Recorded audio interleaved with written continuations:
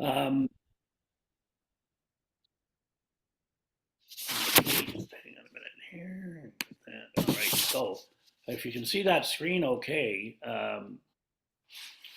I like to introduce this some of the grief talks with this idea that we live in a grief avoidance society. We really sometimes don't have any experience with grief till something actually happens.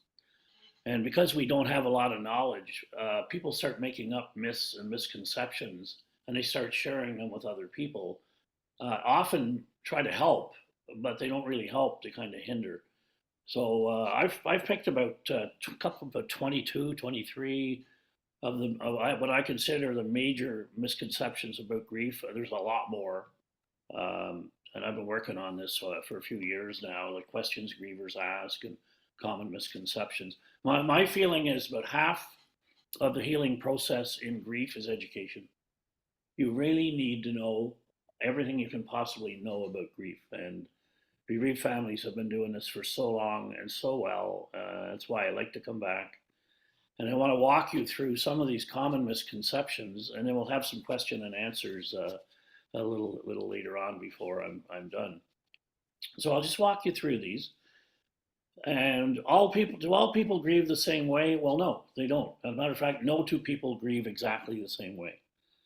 It's as personal as your fingerprint. And one thing we do never do in grief is compare. Don't ever compare your grief to someone else's, because sometimes we'll be looking at people and say, "Oh, they're doing this so much better than I am," or "Why am I having this trouble and they're not?" Um, you just never compare grief. That's one of the major rules. Okay. Now the second one there, grief and mourning are the same experience. I would think a lot of you would probably not have heard this before, but after a death of someone significant, grief is your internal response to loss. It's what goes on inside your body. It's internal. Mourning is taking what's inside and putting it outside. So you're just like on grief gone public. And the majority of people I worked with, and it has been thousands over, I guess it's 18 years now. A lot of people come to me and they'll say, "I'm really not getting anywhere. I feel frozen. I feel stuck." And I'll be giving them some questions. And I'll say, "Have you been grieving? You feel you've been grieving?" I say, "Yes." And I say, "Have you been mourning?" And they'll go, "Well, I just told you I was mourning." And I said, "Well, no, grief and mourning are not the same thing." So mourning is taking what's inside and putting it outside. And that can be journaling, by the way. It can be crying. But the most significant way to heal is talking about your loss. Now, what better place to talk than BFO? When you're in a safe environment, you're not being judged. How many of you have heard these people coming up and saying, they've gone to a better place and God needed a gardener and all of these euphemisms, I guess, that we hear. And these are well meaning people, by the way, but they don't know what to say. So you need to be in a safe environment with people with, I think Jane and I have talked about this a number of times, people with safe ears. They're not going to judge you, they're not going to tell you what to do, they're just going to listen. And for them, some of you here tonight, first time out, you may just want to listen, and you get a lot from listening to other people. But just remember that the experience of talking is your number one way to heal, as difficult as that is. So the next one I've got there, time heals all wounds. I don't know if any of you have heard that. Probably if I asked, you'd be going, yes, I've heard it. People throw that one out a lot. Does time heal all wounds? Well, time heals some wounds, but generally when it comes to loss and grief, it's not time that heals the wounds, it's what you do with the time.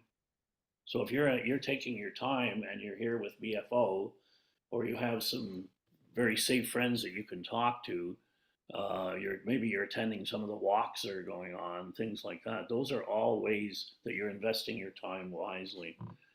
Um, People tend to throw out these euphemisms pretty quickly. Time heal all wounds. He's in a better place, or she's in a better place. And again, they mean well, but they don't understand how hard that is to hear sometimes. So I don't know how many times I've been in funeral parlors where someone will be talking that someone has lost someone, and they'll say, he's in a better place, and they mean well, but it really hurts, right? So that's what we want to talk about that.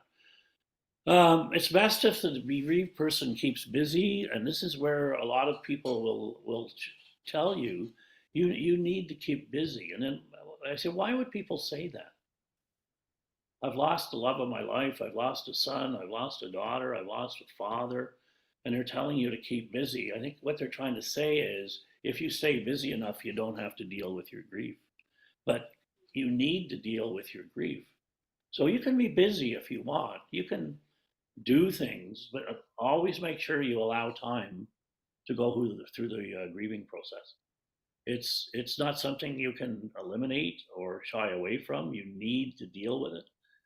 Um, so when I'm talking often about what are the four needs of the mourner, so if you're in mourning or you're grieving in mourning, there's four needs that you have, and they're the same for pretty well everybody. So number one is you have to acknowledge the loss. You have to be able to say that person is gone. Okay. And number two, and it's non-negotiable, you have to feel the pain.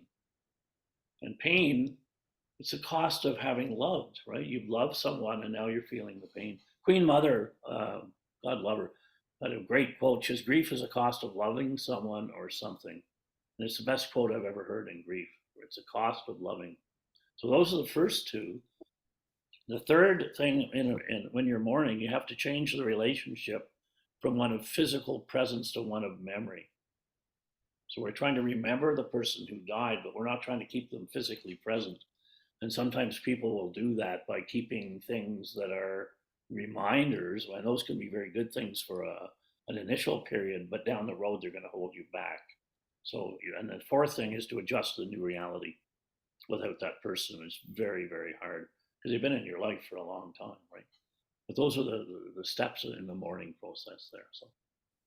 So it's best to move away from the pain of grief instead of toward it. And a lot of people will feel this one. With grief, you need to lean in and embrace it. So it's me and grief against the loss. You're not pushing grief away. Grief is an ally in helping you heal. I wouldn't call it a friend because you wouldn't feel that way, right? You're feeling very, very lost.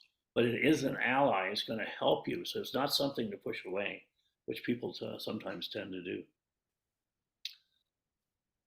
You'll have no relationship with your loved one after the death. A lot of people will feel this. Well, once the person's gone, then that's it, and that's not philosophy that I've been working with over the years. You have a physical relationship that's no longer present. You don't have the physical part. You still have the emotional part.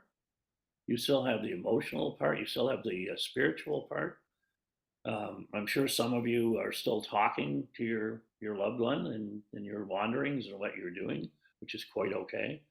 But you do have the relationships continue. Okay, death doesn't end the relationship, and we might have a question on that as we go through. Next one's a really, really important one is following the death of someone significant. The goal is to get over your grief.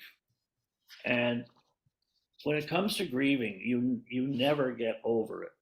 You don't get over the loss of someone you love. The goal in grief is to soften the pain, and over time, it'll soften to the point where you won't think of that person every hour, every day, but you will always remember them and you don't want to forget them. So the term get over, and someone asked me last week, aren't you over it yet? And I said, well, people never get over a loss and you're not supposed to. But let's put them in a place where you can remember them safely and have pleasant memories and you can move forward, okay? Next one, it's important to be strong in the face of loss. I get this one quite a bit, where people say, I have to be strong for my kids. I have to be strong for my grandkids. I have to be strong for my family. And what's interesting is when you put on that face of being strong, what I would like you to do is be an authentic griever where you're grieving. You do not have to show this be strong face all the time. I had one mom after her husband died, and she said, I never cry in front of the kids. I never talk about them in front of the kids. I have to be strong. And I said, well, what if you were just to say to them, I really miss your dad. Do you? And then they started to talk about it. That's authentic grieving, but you need to be talking together. Uh, I've had a lot of grandmas who will have their grandkids come over, and they'll put away all the pictures of grandpa because they don't want the kids to cry, but then the kids don't want to come over because they don't see any pictures. So we'll put the pictures back up, and then they'll say, "What do you miss most about grandpa?" And then they'll start talking, and they'll cry, and they'll laugh, and they'll have a very positive experience when we do that. So, when you grieve the death of a loved one, you only grieve for the loss of that person and nothing else. And this is so important to understand. When the person dies, the primary loss is the person. You've lost the person, right? There's going to be, depending on how long you're going to been together, there's going to be a lot of secondary losses, and each secondary loss is what that role that that person played, or how that you interacted with them, and all the things that you're going to miss. And each secondary loss has to be grieved. They all have to be grieved. So if they did this for you, a lady just recently was saying, I have all this stuff to do around the house that he used to do. So he would have cut the lawn and he would do the snow, except for this winter, of course, when we don't have any.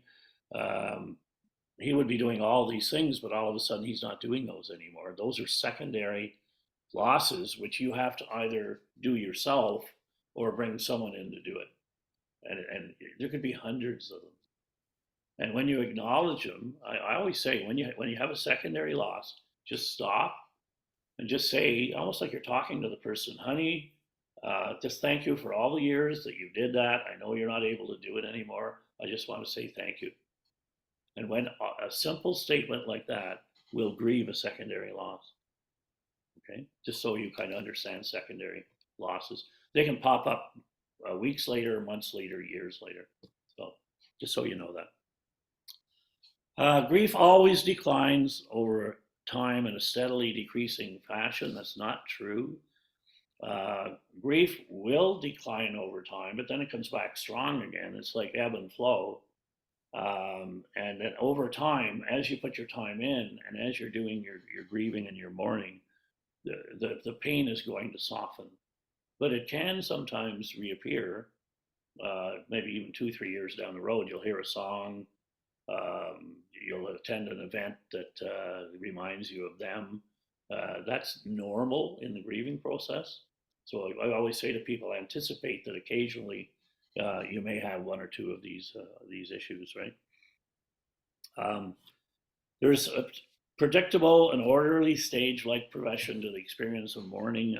This is a kind of a bugaboo for me. There's a lot of books that talk about the 5 stages of grief, as if they're like 1, 2, 3, 4, 5. They're all linear, and you go into denial, and you go into bargaining, and you go through all these things. There is no predictable 5 stages of grief. There are stages that you may be in, and you may go back and forth.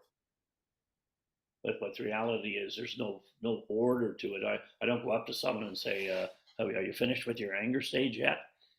So I say to Jane, "You done with that, Jane? It's time to move on to the next one." It's just not like that. Okay? Bereaved people do not want to talk about their loss, and you shouldn't mention it. My oh my, it's like the elephant in the room. I don't know if you've ever heard this, but you get together with people, and they will not bring the name up. They don't want to see you cry. As a matter of fact, often after a funeral, within about a couple of weeks, we start wondering, where did everybody go that we have near and dear? They love us, but where are they? And you see a lot of it that. And my philosophy on that is, a lot of those people are out there, but they're waiting to hear from you, that you need to hear from them, but you're waiting to hear from them. So there's this misconnection.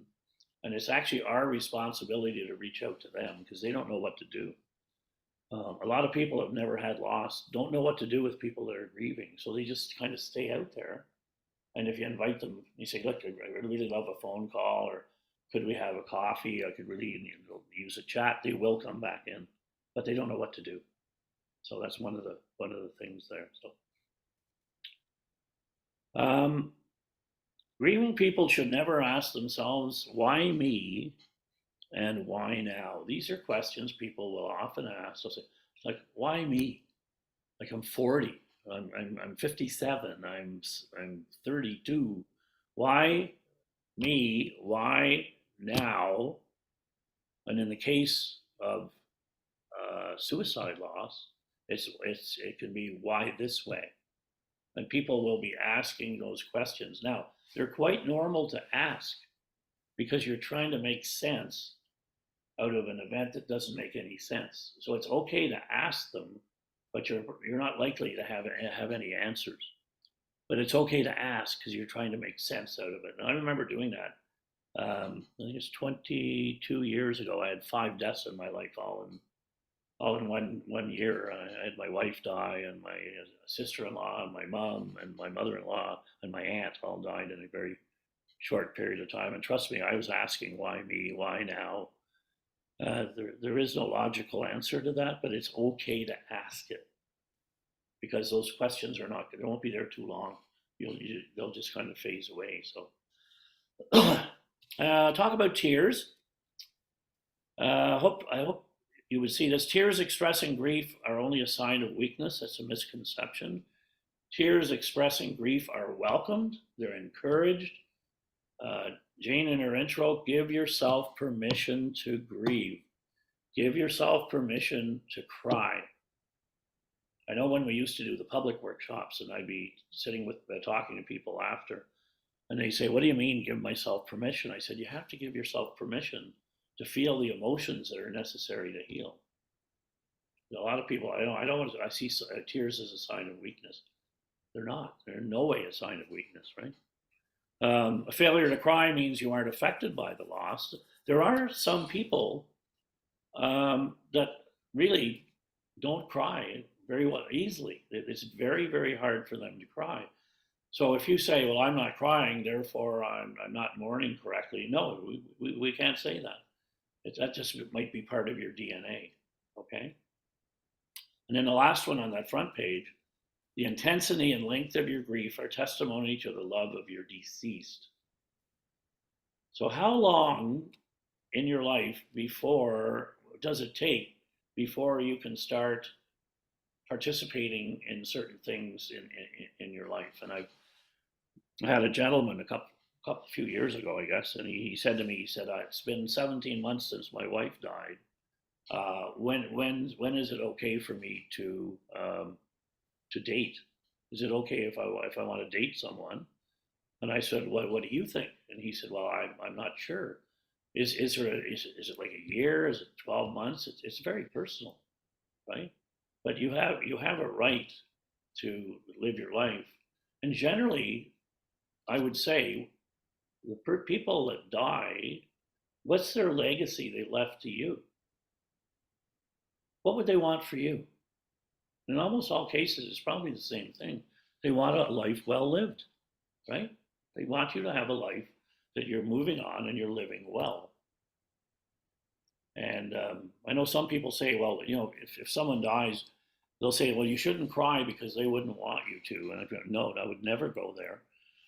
Crying is part of the process of your healing, but definitely the people that are gone would want you to have a life well lived. So that's pretty well see that in all areas. So, and then I'm just flipping over to the page there. You should never be angry with your deceased loved one. I get a lot about this where people say, "I can't be angry with my deceased loved one." And I said, "Well, actually, you can. And if you are angry, it's okay. You need to get the anger out." For any of you dealing with any kind of health care, anger that's processed internally and not dealt with can create all kinds of health issues. So if you're angry with that person who died, you can say it. You can be angry at the system, the health system. You can be angry at God. You can be angry at any number of things, but that anger needs to be expressed. And I think you're going to get that kind of counseling. You are through a BFO. Anger in our society right now, so many people say, "Oh, I can't be angry because it's a sign of weakness." It isn't. It's how you proceed with your anger. Because what's the definition of anger? It's where an expectation's not met. It's really what it is, right? So someone's leaving you. And I was angry at my wife after she died because we had thought we were going to be together for a long time, and it didn't work out. Family and friends will always be supportive while you're grieving, right? They're going to, family that maybe was distant, they're suddenly going to come in and be there for you and all this kind of thing. And I always ask people, if your family and your friends were not supportive before, why would they be supportive now? Well, in an ideal world, people would all, of course, come in and step up. Well, we're not in an ideal world. And some families just don't have that kind of support. Well, it'd be nice to have it. We don't always have it. And that's why we have to get people to have safe ears. Because you feel crazy, you're going crazy. We get a lot of that. People say, I don't know what I'm doing anymore.